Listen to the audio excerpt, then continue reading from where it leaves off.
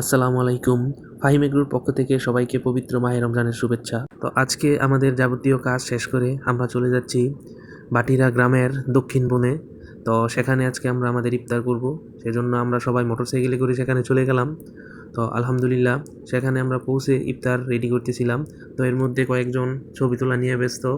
তো আমি আবার ছবি তোলা নিয়ে ব্যস্ত থাকতে পারি না, কারণ আমি যখন এই খালি মাঠ, খালি পরিবেশ দেখি, তখন একজন খামারি হয়ে আসলে বিভিন্ন রকম চিন্তাভাবনা নিজের মধ্যে চলে আসে যে এইখানে আমি হয়তো হাঁসের খামার করতাম, নয়তো খোলা অবস্থায় মুরগি পালন করতাম, বা ছাগল চড়াইতাম, বা গরু চড়াইতাম, মানে বিভিন্ন রকম চিন্তা আসে মাথায়।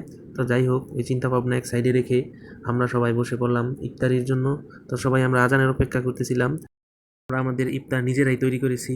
তো রান্নাবান্নার কাজে আমাদের বিপুল পরিমাণ সাহায্য সহযোগিতা করেছেন সাজ্জাদ, সিয়াম এবং শাকিল। সাজ্জাদ কিন্তু যেমন রান্না করতে পারে তেমন খেতেও পারে। সিয়াম খুবই সুন্দর রান্না করতে পারে, সে লবণ না দিলে যেন তরকারিতে লবণই হয় না।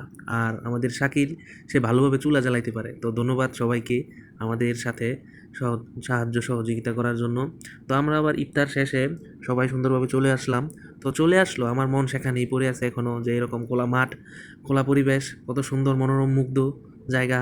তো সেখানে আমি বিভিন্ন রকম খামার করতে পারতাম আমার থাকলে হয়তো, কিন্তু সেটা পসিবল না। তবে ইনশাল্লাহ দোয়া করবেন সামনে যেন বড় বড় কিছু করতে পারি। আর আমাদের জন্য দোয়া করবেন, আল্লাহ যেন আমাদের ব্যবসায় বারাকা দান করেন। আসসালামু আলাইকুম।